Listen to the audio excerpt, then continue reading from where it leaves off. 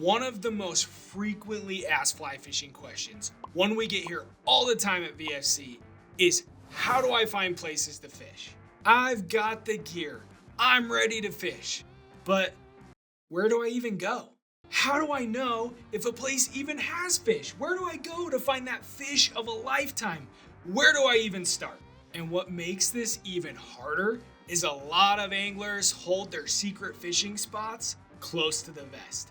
They ain't telling nobody. Over my close to 20 years of fly fishing, I've spent thousands of hours researching and exploring, hundreds on gas, and eaten a few questionable gas station burritos while trying to find new places to fish. Today, I'm going to share exactly how I found some of my favorite places and the strategies and tactics I use to find new rivers and have unforgettable fly fishing adventures. I'm not holding anything back. I'm sharing all the secrets. Let's do this.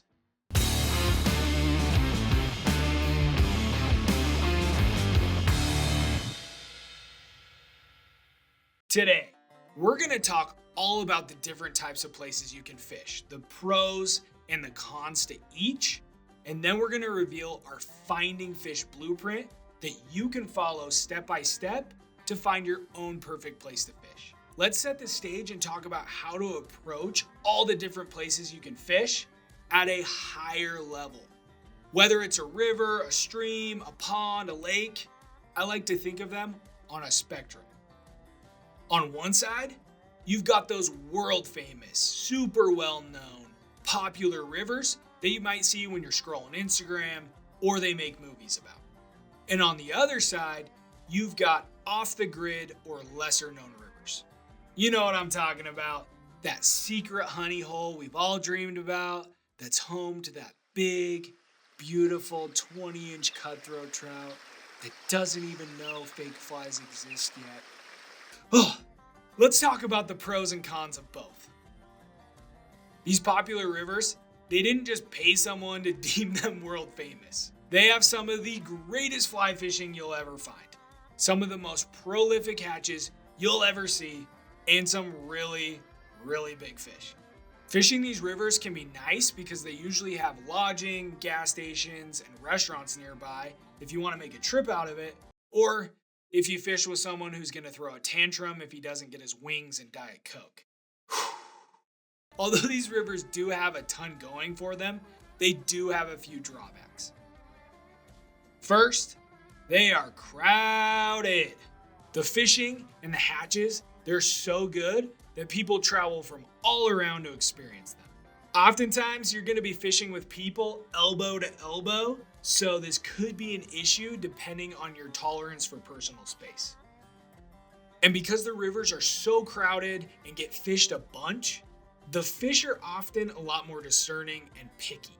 Fly selection and presentation become more important than they already are. In my experience, these rivers are a little bit bigger as well. They can be harder to wade and easier to fish from a drift boat. And last, did I mention they're crowded? Now let's go through the pros and cons of those off-the-grid rivers and lakes, which are pretty much just the opposite. They are less crowded, and if you're lucky, you might not even see a single person all day long. Because of that, the fish can be less picky or more opportunistic and eat pretty much any fly thrown their way. Yeah, there might not be as many big fish as those world-famous rivers, but the lack of angling pressure can help promote growth. Some of the biggest fish I've seen or caught have been on rivers out in the middle of nowhere. And the water is usually a bit smaller, more manageable, and easier to wade. But it's not all sunshine and rainbows. I would say the biggest con to fishing off the grid rivers is the high amount of uncertainty. You could drive 2 hours up a rough mountain road, hike down a steep ridge to the river, only to find the water's murky and there's no bugs out. I know this might completely blow your mind, but you might not even catch a fish. Fishing off the grid, it takes a lot of time. Researching, driving, hiking, it requires a ton more effort. And because you aren't really near civilization, there's a lot more prep required. You're gonna have to pack in those wings and Diet Coke and air mattresses. But you know what they say, The harder the challenge, the more rewarding the triumph. Looking at this spectrum, I wouldn't say one side is better than the other, and there's going to be a ton of rivers in between the two extremes. Every angler is going to have their own personal preference and be drawn to one type of river over another, and it might even sway back and forth. Personally, I actually spent a ton of time this winter and spring on one of Utah's most famous rivers and had an absolute blast doing it. I caught a bunch of great fish, fished the most epic blueing olive hatch I've ever seen, and got to level up my ability fishing bigger rivers. But now as we move into the warmer summer months, I'm getting off grid. I want to have some adventures, I want to catch bigger fish in smaller streams, and hopefully not see another angler all day. That leads us into the most important part of the video because I want to show you the exact process, strategies, tactics that I use in order to find new places to fish. And we're going to call this our Finding Fish Blueprint. And within our Finding Fish Blueprint, we have two different phases. Phase 1 is the research, and Phase 2 is explore. Diving into Phase 1, we've got two different research methods we can use to gather a ton of great information. And our first method is to phone a friend.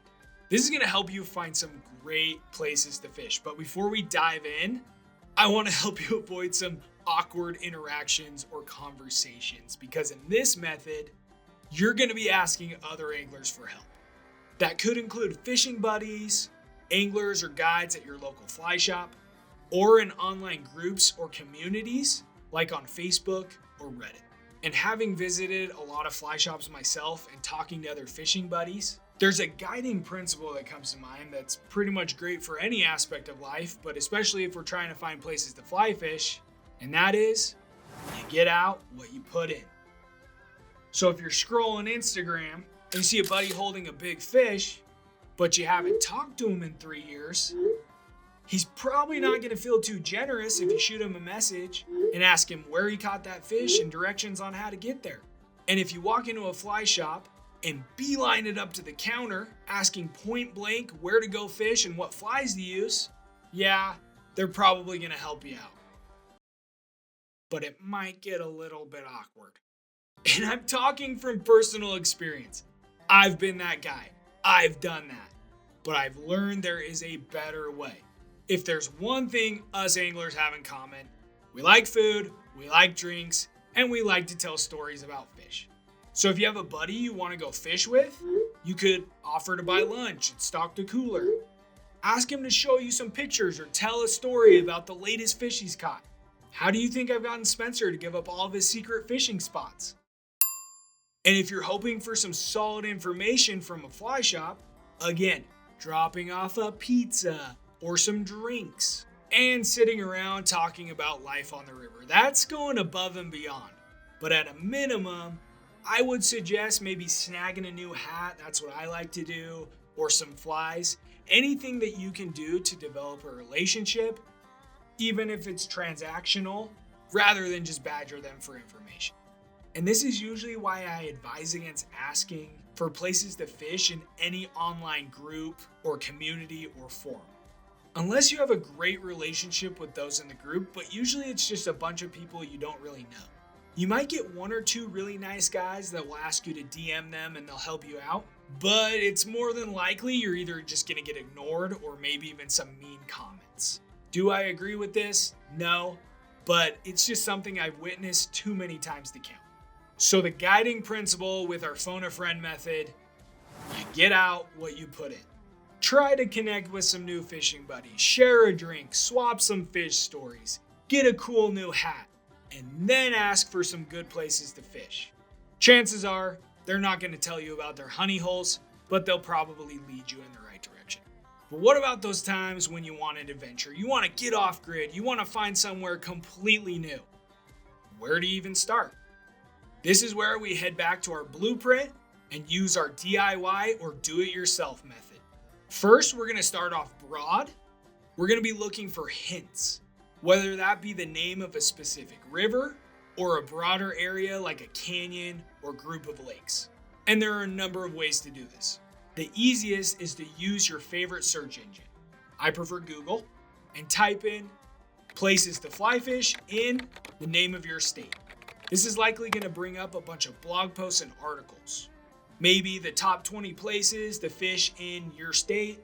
Click into those and start browsing. If anything stands out, add that name to the list.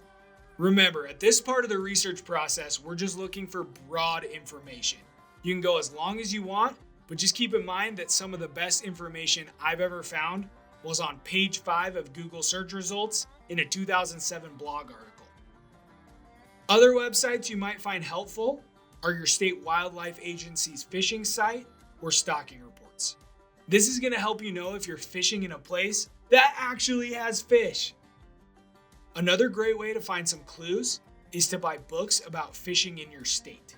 I've got an entire stack of these in my office, a lot of great information.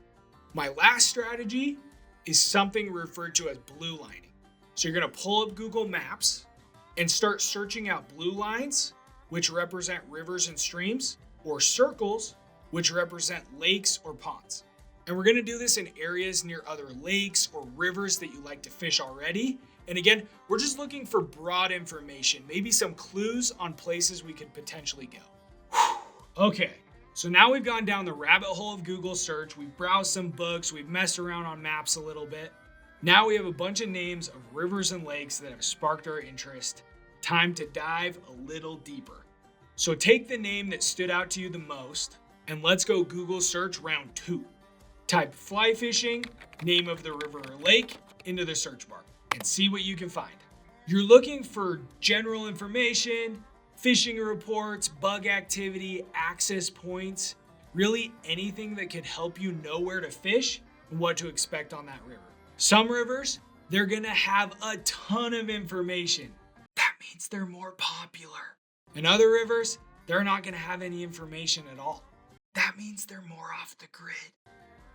After we found all the info we can on Google search, we'll pull up Google Maps and we're gonna look for 3 things.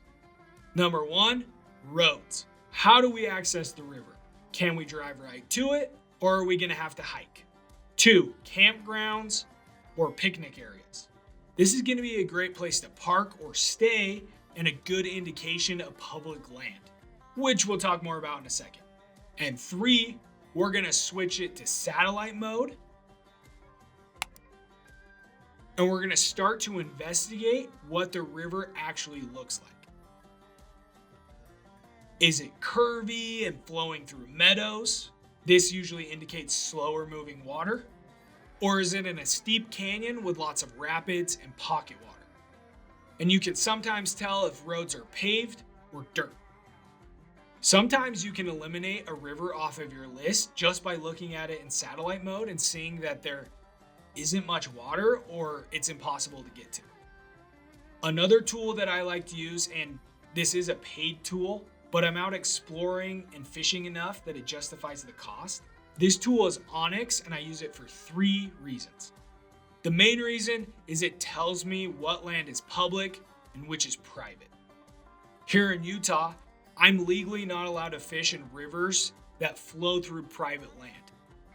In contrast with the current legislation, if you're in a state like Montana, you can actually enter the river on public land, fish up the river on private land, and get out again on public land, as long as you stay below the high water line. You're definitely going to want to make sure you look up your state's regulations on fishing public versus private land. In Onyx, it just makes it super easy to know which land is which. I also use it to find access points, so roads and parking lots. And then I also use it for topography. It shows different colors for different grades, so I can know if it's going to be a nice walk to the river, a good hike, or if there's a cliff in my way making it impossible to get to a certain spot. This video is not sponsored by Onyx or anything, and there might be other apps or websites out there that do this exact same thing. I've just found it super easy to use and helpful, so I wanted to tell you about it. All right, now that we've phoned a friend or done the research ourselves, or even better, both, we know where we're going, and depending on how much information we found, we might even know a little bit of what to expect. But all that research, it does us absolutely no good if we don't get outside and get exploring. So for phase 2, we're gonna load up the gear, hop in the truck, and go check it out for ourselves. And I do have 3 words of advice for what I've learned over the years. First, make sure you have one or maybe even a few backup plans.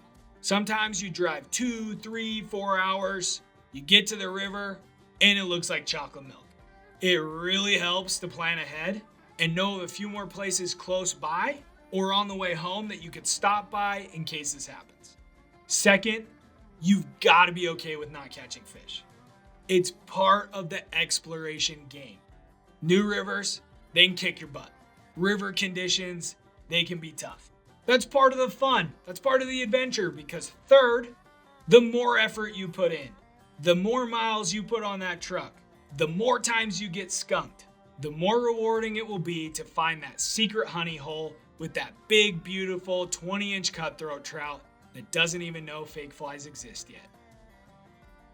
If you want to solidify this process and see this entire blueprint put into action while we explore a new river ourselves, check out this video right here.